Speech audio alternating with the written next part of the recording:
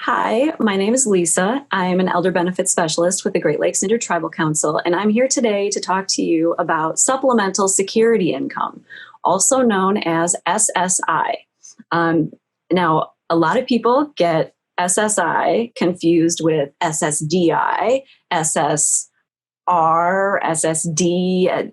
There are all sorts of Social Security benefits that are administered by the Social Security Administration that have some combination of lots of S's and maybe a few vowels and whatever else. But supplemental security income, SSI, is a needs-based program. This is an income program that is supplemental. So it is designed for people who have low income, and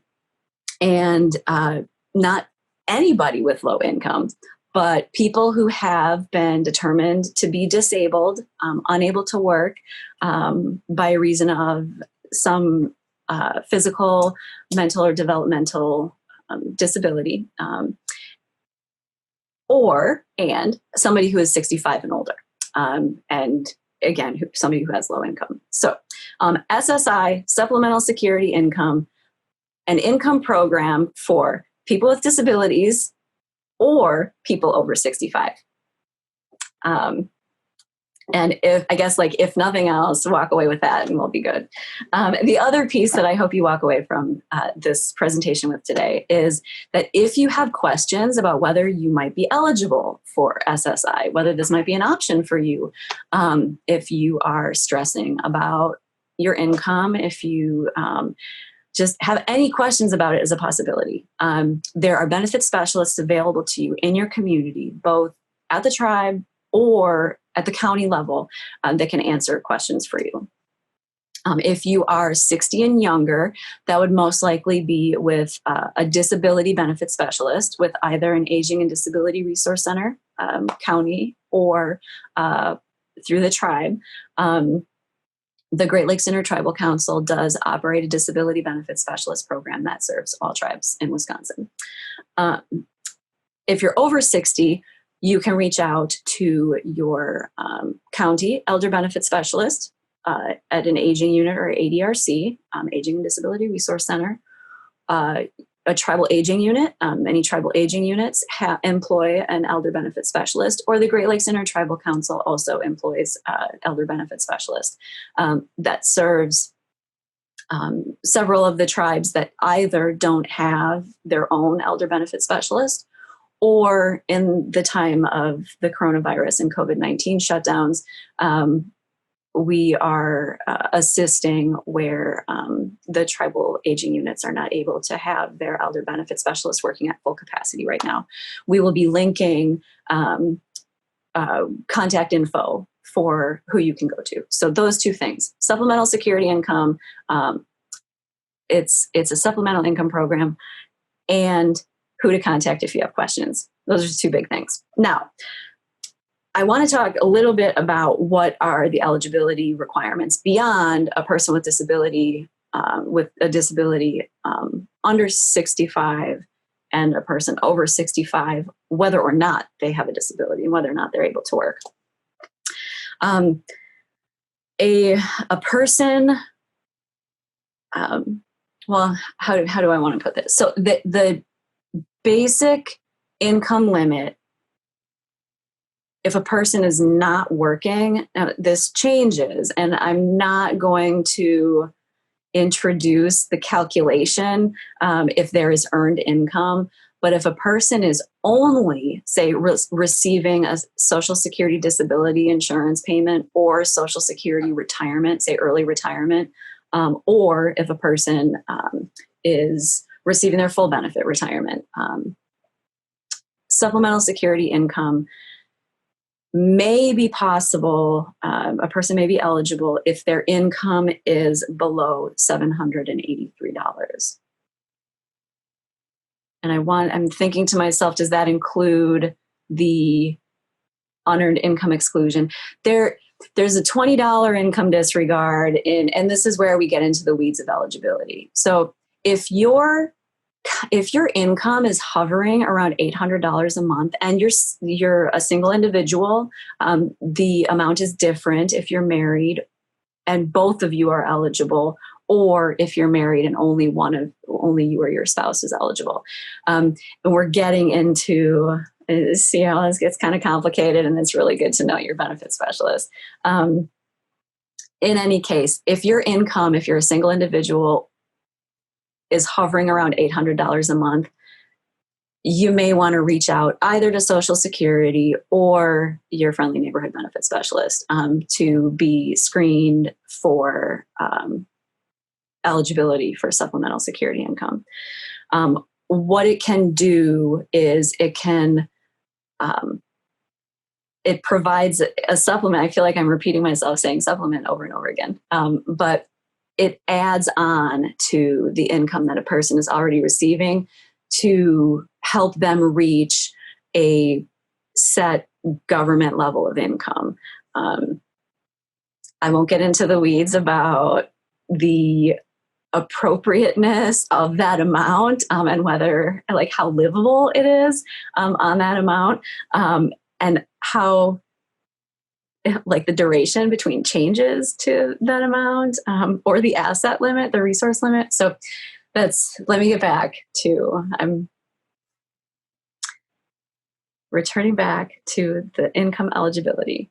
Hovering around $800 helps to reach out, even if you're over, because if you might be over income for that, your benefit specialist would be able to talk with you about what medical benefits you're receiving, because you may be eligible for things that you are not enrolled in, that while enrolling in that benefit may not actually provide another check or actual dollars into your bank account, it might save you money that you are spending out of pocket on, say, healthcare or other benefits for which you're eligible. So always a good idea to, I don't know, do people have speed dial anymore? Keep your benefit specialist on speed dial to ask questions about, I heard this weird lady talk about SSI on Facebook, and I don't know what it is, and could this be something that I could get? Maybe not, but then there might be some medical benefits that you would be eligible for to help you with your medical costs. Which brings me to the other aspect of SSI eligibility is resources. So resources generally are like assets. So your home and one car are not counted, like, just right off the bat. You could live in, a $1 million house potentially. But if your other accessible resources and countable resources are under $2,000 for an individual, $3,000 for a married couple, you may be eligible for SSI. Now, if you sold that house, it might be a different story. But if you own the house, you live in it, it's your only house, and then one car of any value is not counted. So those are the two big things. Over 65, income under like $783 roughly, and now speaking as a single individual. Again, this is a little different if you're married. The number for, so that's the SSI federal benefit rate is $783. So 803 would be the income limit for that. And then an eligible couple, $1,175, so $1,195. Now, if you're $1,200, you're going to be over. And those amounts change every year. And that is something to keep in mind with cost of living adjustments and things like that, where even if you might not be eligible this year, revisit it depending on your situation and depending on the cost of living adjustments that you might go through. The other thing that is taken into account with supplemental security income benefits, or SSI, is a person's living arrangements. Now, if a person is living independently and covering all of their bills or most of their bills amount, the full federal benefit rate would be considered. If a person is living with somebody else and there is a calculation for paying fair share that Social Security uses, then there's a 1/3 reduction. If a person is determined not to be paying their fair share, living with someone else, not contributing that calculated portion, there would be a 1/3 reduction to that federal benefit rate. And then the calculation for eligibility would be based on that. And again, I'm hearing the words coming out of my mouth and it sounds so complicated. And then there are other considerations if a person is hospitalized or admitted to a skilled nursing facility or anything like that. There are more considerations to be taken, and the eligibility for the benefit changes. So that really is a nutshell. I almost forgot.